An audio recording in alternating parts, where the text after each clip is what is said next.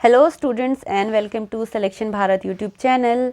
तो आज की इस वीडियो में हम कवर करेंगे आपका फॉर्मेशन ऑफ आईएनसी और फिर कैसे जो आपकी इंडियन नेशनल कांग्रेस की फॉर्मेशन होती है वो आपके नेशनल स्ट्रगल को, नेशनल फ्रीडम स्ट्रगल को आगे लीड करती है। तो अगर आपने अभी तक हमारे चैनल सिलेक्शन भारत को सब्सक्राइब नहीं किया है तो ज़रूर से करिए और ये वीडियो काफ़ी इन्फॉर्मेटिव रहने वाला है, तो इस वीडियो को एंड तक ज़रूर देखिएगा। चलिए वीडियो को शुरू करते हैं। देखिए 1885 में आपकी इंडियन नेशनल कांग्रेस बन जाती है। मेजर रीज़न और या ऑब्जेक्टिव की बात करें तो वो था कि इंडियन को एक पॉलिटिकल डायलॉग यानी एक प्लेटफॉर्म दिया जाए जहाँ पे वो अपनी डिमांड्स ब्रिटिश गवर्नमेंट के आगे रख सकें और इसी वजह से वो यहाँ पे नेशनल यूनिटी को भी प्रमोट कर पाएंगे। तो आईएनसी के बन जाने से जो मेजर चेंज होता है कि अब आपका जो इंडियन नेशनलिज्म है वो एक ऑर्गेनाइज्ड वे में आगे प्रोपोगेट होने लगता है। ठीक है, जो आपके एओ ह्यूम है वो आईएनसी की फॉर्मेशन में एक इम्पॉर्टेंट रोल प्ले करते हैं एज अ ऑर्गेनाइजर और एक फैसिलिटेटर। ये होते हैं एक ब्रिटिश सिविल सर्वेंट, बट यहाँ पे एक इम्पॉर्टेंट रोल ये प्ले करते हैं। इसके बाद जो फर्स्ट फेज़ रहता है आपका आईएनसी का वो मॉडरेट्स का है, यानी मॉडरेट्स यहाँ पे इम्पॉर्टेंट रोल प्ले कर रहे हैं। तो इनके जो इम्पॉर्टेंट लीडर्स हैं वो हैं आपके दादा भाई नौरोजी, सुरेंद्र नाथ बनर्जी और आपके फिरोज शाह मेहता जी। इसके अलावा जो फॉर्मेशन होती है 1885 में बॉम्बे में, और जिसका फर्स्ट सेशन यहाँ पे हो रहा है वो हो रहा है आपका गोकुलदास तेजपाल संस्कृत कॉलेज में। यहाँ पे जो आपके प्रेसिडेंट बनते हैं वो हैं आपके WC बैनर्जी। टोटल 72 डेलीगेट्स यहाँ पे इस मीटिंग को अटेंड करते हैं। इसके अलावा आपको जो मॉडरेट फेज़ है वो 1885 से 1905 तक चलता है। लीडर्स आपके दादा भाई नौरोजी हैं, गोपाल कृष्ण गोखले यहाँ पर लीड कर रहे हैं और आपके फिरोज शाह मेहता हैं। तो इनके जो मेथड्स की बात करें, मॉडरेट्स का ये मानना था कि हम पिटीशंस के ज़रिए और रेजोल्यूशंस के ज़रिए या फिर मीटिंग के ज़रिए यानी बातचीत करके ही हम अपनी जो डिमांड्स हैं उनको हम ब्रिटिश गवर्नमेंट के आगे रखेंगे। ठीक है, इससे होगा क्या कि जो लेजिस्लेटिव काउंसिल हैं उसमें हम ये डिमांड करेंगे कि इंडियंस को यहाँ पे जगह मिलनी चाहिए। जो लैंड रेवेन्यू है जो कि बहुत ज़्यादा है, कई बार जो फेमाइंस आ जाते हैं, फार्मर्स इन रेवेन्यू को पे भी नहीं कर पाते, तो इसे हम रिड्यूस करने की बात करेंगे। और जो इंडियंस हैं उन्हें मौका मिलना चाहिए सिविल सर्विसेज में पार्टिसिपेट करने के लिए। तो यहाँ पे ये आपकी मॉडरेट्स की मांगे रहती हैं। बट ये जो मॉडरेट्स होते हैं इनके तरीके या जो मेथड्स ये लोग यूज़ करते हैं उसकी बहुत ज़्यादा लिमिटेशंस भी हमें देखने को मिलती हैं। अब इससे क्या होता है कि जो रिफॉर्म का पेस है बहुत ही ज़्यादा स्लो है। और आपको पता है जो ब्रिटिश गवर्नमेंट है वो इंडिया का भला करने तो आई नहीं थी, तो वो अपने फ़ायदे के बारे में ज़्यादा सोच रहे थे। और अभी तक कोई भी लीडर ना जो मास मोबिलाइजेशन है उसको यहाँ पर नहीं गेन कर पाया था। इसी वजह से जो डिससेटिस्फैक्शन है, जो यंग लीडर्स अब कांग्रेस में आ रहे थे उनके अंदर जो डिससेटिस्फैक्शन है वो यहाँ पे बढ़ता जा रहा था। इसी वजह से राइज होता है एक मेजर जो असर्टिव नेशनलिस्ट अप्रोच है उसका यहाँ पे राइज होता है, जिसे हम देखते हैं आपके आने वाले फेज़ में, आपके एक्सट्रीमिस्ट फेज़ में। यहाँ पे जो मेजर लीडर लीड कर रहे हैं इस फेज़ को वो हैं आपके बाल गंगाधर तिलक, आपके बिपिन चंद्र पाल और आपके लाला लाजपत राय। तो यहाँ पे लाला लाजपत राय एक स्लोगन देते हैं कि Swaraj is my birth right and I shall have it. ठीक है, इसके अलावा ये कई न्यूज़पेपर भी यहाँ पे चलाते हैं। बाल गंगाधर तिलक भी जो है आपके वहाँ पे गणपति फेस्टिवल्स को ऑर्गेनाइज कर रहे हैं जिससे मास मोबिलाइज हो सके। इसके अलावा ये सेल्फ रिलायंस की बात करते हैं और सेल्फ सेक्रीफाइस की बात अब यहाँ पे करने लग जाते हैं।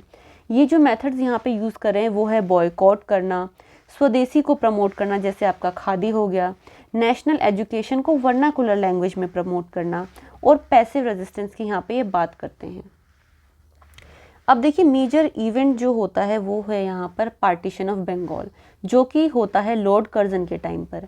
मेजर जो रीज़न इसका पार्टीशन का बताया जाता है वो होता है कि हम एडमिनिस्ट्रेटिव कन्वीनियंस के लिए यहाँ पे कर रहे हैं कि बंगाल इतना बड़ा रीजन बन चुका है कि एक सिंगल स्टेट उसे हैंडल नहीं कर सकता। इसी वजह से जो बंगाल को डिवाइड कर दिया जाता है ईस्टर्न बंगाल में और वेस्टर्न बंगाल में। ईस्टर्न बंगाल के रीजन में आपका असम का रीजन भी इंक्लूडेड है। ईस्टर्न बंगाल में जो मेजॉरिटी होती है वो मुस्लिम्स की होती है और वेस्टर्न बंगाल में जो यूनिटी होती है वो मेजॉरिटी जो होती है वो आपकी हिंदूज़ की होती है। बट हमें भी पता है और इंडियन के उस टाइम के लीडर्स को भी पता था कि इनका जो मेजर जो मोटिव था वो डिवाइड और रूल की पॉलिसी को यहाँ पे इम्प्लीमेंट करना था। बट इसी मेजर इवेंट्स की वजह से अब यहाँ पे जो स्वदेशी मूवमेंट होता है वो ट्रिगर हो जाता है, जिसमें दोनों ही आपके मॉडरेट्स और एक्सट्रीमिस्ट अपना अपना रोल प्ले करते हैं। तो फर्स्ट टाइम ऐसा हुआ है कि जो हमें मास पार्टिसिपेशन यहाँ पे इंडियन नेशनल मूवमेंट में देखने को मिल रहा है। इसमें जो ब्रिटिश गुड्स थे उनको कम्प्लीटली बॉयकॉट कर दिया गया। जो इंडियन इंडस्ट्रीज़ थी उन्हें दोबारा से रिवाइव कराया गया। लोगों को ज़्यादा से ज़्यादा स्वदेशी को अपनाने और यूज़ करने के लिए यहाँ पे प्रेरित किया गया। नेशनल एजुकेशन को यहाँ पे प्रमोट किया गया। और जो यहाँ पे क्या हो रही है, आपकी एक्सट्रीमिस्ट आइडियोलॉजी है जो वो यहाँ पे स्ट्रेंथन हो रही है। इस फेज़ में विमेंस और आपके स्टूडेंट्स भी यहाँ पे एक्टिवली पार्टिसिपेट करते हुए दिख जाते हैं। इसके बाद जो एक मेजर इवेंट हो रहा है वो है आपका 1907 में। यहाँ पे सूरत में इंडियन नेशनल कांग्रेस का एक सेशन होता है जहाँ पे मॉडरेट्स और एक्सट्रीमिस्ट के बीच में बातें बिगड़ जाती हैं और यहाँ पे दोनों ही पार्टी में यानी दो ग्रुप्स अलग अलग हो जाते हैं। अब यहाँ से क्या होगा, जो एक्सट्रीमिस्ट होते हैं उन्हें कांग्रेस से एक्सपेल कर दिया जाता है, उन्हें बाहर निकाल दिया जाता है। ठीक है, इसके साथ ही 1916 और 18 में हमारा जो होम रूल मूवमेंट है वो शुरू हो जाता है, जिसे लीड कर रहे हैं आपके बाल गंगाधर तिलक और आपकी एनी बेसेंट।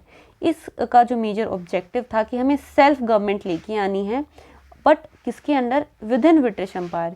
यानी अभी यहाँ पे हम कंप्लीट इंडिपेंडेंस की बात नहीं कर रहे हैं, हमें चाहिए एक डोमिनियन स्टेटस जैसा कि कनाडा के पास है, जैसा कि ऑस्ट्रेलिया की कॉलोनीज़ के पास है, हम वैसे स्टेटस की यहाँ पे मांग कर रहे हैं। तो यहाँ पे दो लीग्स बनती हैं, एक को तिलक लीड कर रहे हैं जो है आपकी तिलक होम रूल लीग जो कि आपकी वेस्टर्न इंडिया में बनती है, एक जो है आपकी एनी बेसेंट लीड कर रही हैं जो आपके मद्रास रीजन के अंदर बनती हैं। ठीक है, बट यहीं पे क्या होता है, एक इम्पॉर्टेंट जो इवेंट होता है कि अब सूरत स्प्लिट के बाद यहाँ पे कंबाइन हो रहे हैं, जो आपके मॉडरेट्स हैं और एक्सट्रीमिस्ट हैं दोबारा से सेम अम्ब्रेला के अंदर आईएनसी में आ जाते हैं। इसके बाद हम बात करते हैं आपके रेवोल्यूशनरी फेज़ की। अब देखिए, रेवोल्यूशनरी के जो लीडर्स थे या जो पार्टिसिपेंट थे उनका ये मानना था कि पिटिशंस के ज़रिए तो हमें कभी भी फ्रीडम्स नहीं मिल सकती।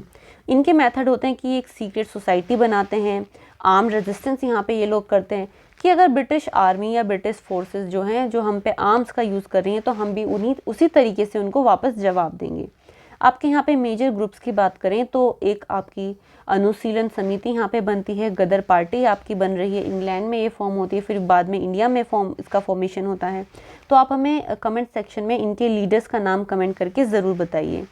प्रोमिनेंट रेवोल्यूशनरी जो यहाँ पे रहते हैं वो हैं आपके भगत सिंह और चंद्रशेखर आज़ाद, जो कि आप बोल सकते हैं कि एंड में इस मूवमेंट को लीड कर रहे होते हैं।